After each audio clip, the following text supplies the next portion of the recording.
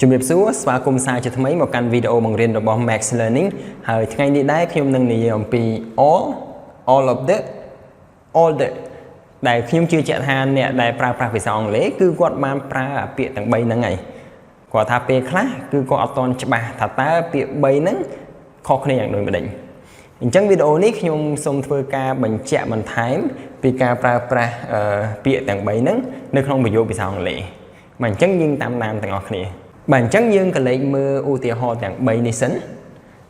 All people are working very hard this day All of the people are working very hard this day All the people are working very hard this day អញ្ចឹងប្រយោគ3ហ្នឹងខុសគ្នាត្រង់ថាមួយប្រើ all មួយទៀត all of the មួយទៀត all the អញ្ចឹងសួរថា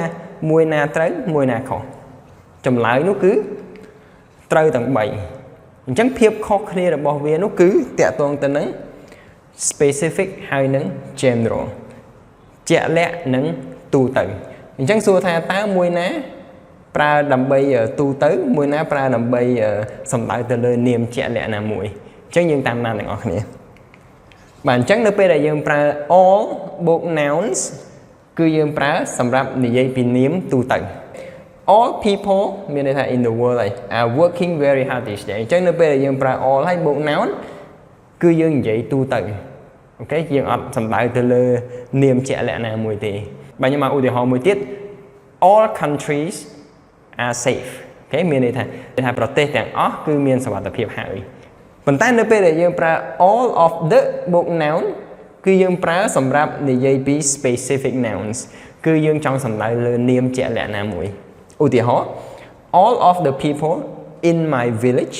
are working very hard this day all the people in my village មានន័យថាមនុស្សទាំងអស់នៅក្នុងភូមិរបស់ខ្ញុំអញ្ចឹងយើងដឹងថានាមហ្នឹងគឺនៅក្នុងភូមិរបស់ខ្ញុំ are working very hard this day គឺគាត់ឧស្សាហ៍ព្យាយាមមែនទែនឬមួយក៏យើងនៅពេលដែលយើងនៅផ្ទះយើងចង់ឲ្យប្អូនយើងបិទភ្លើង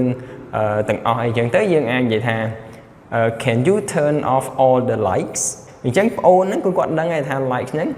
សំដៅទៅលើអំពូលអីគេមិនមែនពូលទូទៅទេគឺអំពូលនៅក្នុងផ្ទះរបស់គាត់អញ្ចឹងយើងក៏លេខមកមើល all the បូក noun វិញ casual form of all of the បូក noun មានន័យថាវាជាទម្រង់ដូច all of the អញ្ចឹងគ្រាន់តែវា informal ជាងគឺយើងប្រើសម្រាប់ការនិយាយ all the people in my village are working very hard these days អញ្ចឹងយើងមិនចាំបាច់ដាក់ all of the ក៏បានដែរយើងដាក់តែ all the មកដោយសារ all the វាគឺជាទម្រង់របស់ all of the ទេនៅប៉ុន្តែយើងប្រើប្រាស់ជាញឹកញាប់នៅក្នុងភាសានិយាយភាសាមិនផ្លូវការប៉ុន្តែបើយើងសរសេរជា written form យើងគួរតែប្រើ all of the ដើម្បីកុំឲ្យខុសបាទអញ្ចឹងសរុបមកវិញ all បូក nouns គឺយើង talk about general nouns ប៉ុន្តែអាពីរនេះគឺយើងប្រើសម្រាប់ specific nouns បាទអញ្ចឹងខ្ញុំសង្ឃឹមថាអ្នកនរគ្នាយល់កាន់តែច្បាស់ពីការប្រើប្រាស់ពាក្យ3ហ្នឹងហើយក៏សូមអរគុណនៅការតាមដានវីដេអូនេះយើងនឹងជួបគ្នានៅវីដេអូក្រោយៗទៀតបាទសូមអរគុណ